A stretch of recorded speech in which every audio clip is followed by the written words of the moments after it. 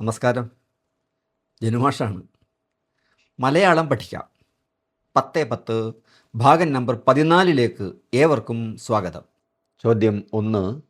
പ്രഥമ ജ്ഞാനപീഠ പുരസ്കാരം നേടിയ കവി ആര്? ശരി ഉത്തരം ജി ശങ്കരക്കുറുപ്പ് ആണ്.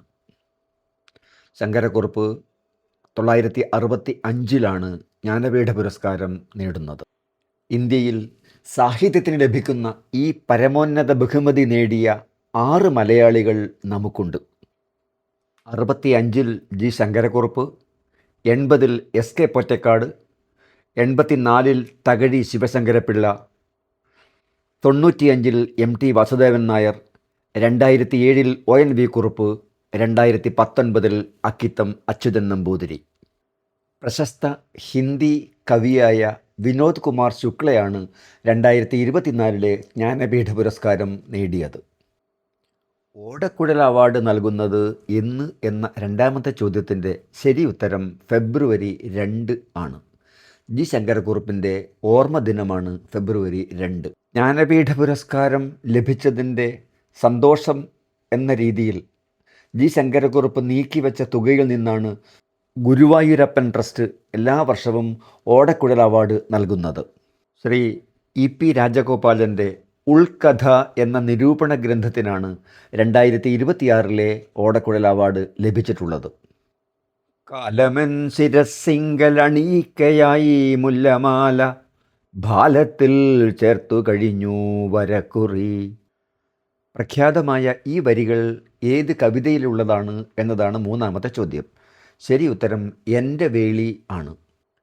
ജി ശങ്കരക്കുറുപ്പ് എന്ന സിംബോളിക് കവി ഈ കവിതയിൽ മരണത്തെ വിവാഹമായും കാലനെ വരനായും സങ്കല്പിച്ചിരിക്കുന്നു.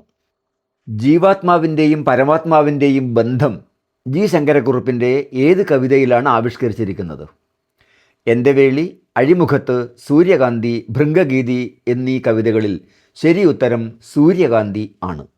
ജി ശങ്കരക്കുറുപ്പിൻ്റെ ആഖ്യാനകാവ്യമേത് എന്ന അഞ്ചാമത്തെ ചോദ്യത്തിന് എൻ്റെ വേളി, ചന്ദനക്കട്ടിൽ, ഉമ്മർ, ആയിഷ എന്നീ ഉത്തരങ്ങൾ നൽകിയിട്ടുണ്ട്.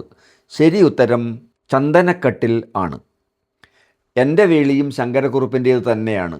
എന്നാൽ ഉമ്മർ, ആയിഷ എന്നിവ വയലാറിൻ്റെ ലഘു കാവ്യങ്ങളാണ്.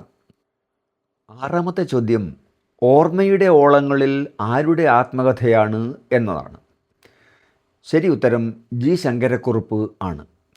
ഓർമ്മയുടെ തീരങ്ങളിൽ തകഴിയുടെ ആത്മകഥയാണ്. ഓർമ്മയുടെ അറകൾ ബഷീറിൻ്റെ ആത്മകഥയാണ്. ശങ്കരക്കുറുപ്പ് വിമർശിക്കപ്പെടുന്നു എന്ന കൃതി ആരുടേത് എന്നതാണ് ഏഴാമത്തെ ചോദ്യം. ശരി ഉത്തരം സുകുമാർ അഴീക്കോട് ആണ്. ഈ കൃതി ഖണ്ഡന വിമർശനത്തിന് ഉദാഹരണമാണ്. ഒറ്റയായി നിൽക്കുന്ന കൃതി ഏത് എന്ന എട്ടാമത്തെ ചോദ്യത്തിൻ്റെ ഉത്തരം ഓർമ്മയുടെ ഓളങ്ങളിൽ ആണ്. പെരുന്തച്ചൻ, സൂര്യകാന്തി, എൻ്റെ വേളി എന്നിവ ജിയുടെ കവിതകളാണ്. എന്നാൽ ഓർമ്മയുടെ ഓളങ്ങളിൽ അദ്ദേഹത്തിൻ്റെ ആത്മകഥയാണ്. ജിയുടെ വിവർത്തന കൃതികളിൽ പെടാത്തതേത് എന്നതാണ് ഒൻപതാമത്തെ ചോദ്യം. മേഘഛായ, ഗീതാഞ്ജലി, വിലാസലഹരി, വിശ്വദർശനം എന്നീ ഉത്തരങ്ങളിൽ ശരി ഉത്തരം വിശ്വദർശനം ആണ്. കാളിദാസൻ്റെ മേഘദൂതത്തിൻ്റെ വിവർത്തനമാണ് മേഘഛായ. ടാഗോറിൻ്റെ ഗീതാഞ്ജലിയാണ് അതേ പേരിൽ ജി വിവർത്തനം ചെയ്തിട്ടുള്ളത്. വിലാസലഹരി റുബായിയാത്ത് എന്ന ഒമർ ഖയാമിൻ്റെ കൃതിയുടെ വിവർത്തനമാണ്. ഓലപ്പീപ്പി, കാറ്റേവ കടലേവ, ഇളം ചുണ്ടുകൾ, വാർമഴവില്ലേ ഈ കൃതികളുടെ ഏറ്റവും പ്രധാനമായ പൊതുസവിശേഷതയെന്ത് എന്ന പത്താമത്തെ ചോദ്യത്തിൻ്റെ ശരി ഉത്തരം ഇവ ബാലകവിതാ സമാഹാരങ്ങളാണ് എന്നതാണ്. കൂടുതൽ ചോദ്യങ്ങൾക്കും മലയാളം സംബന്ധിച്ച അധിക വിവരങ്ങൾക്കും മലയാളം മാഷ ബ്ലോഗ് സന്ദർശിക്കുമല്ലോ. ഇത്തരത്തിലുള്ള കൂടുതൽ വീഡിയോകൾ ആവശ്യമെങ്കിൽ @ജനുമാഷ് എന്ന യൂട്യൂബ് ചാനൽ സന്ദർശിക്കാം. ഇവ ഗുണകരമാണെങ്കിൽ സബ്സ്ക്രൈബ് ചെയ്യാനും പങ്കുവയ്ക്കാനും ഇഷ്ടപ്പെടാനും ശ്രമിക്കുമല്ലോ. നന്ദി.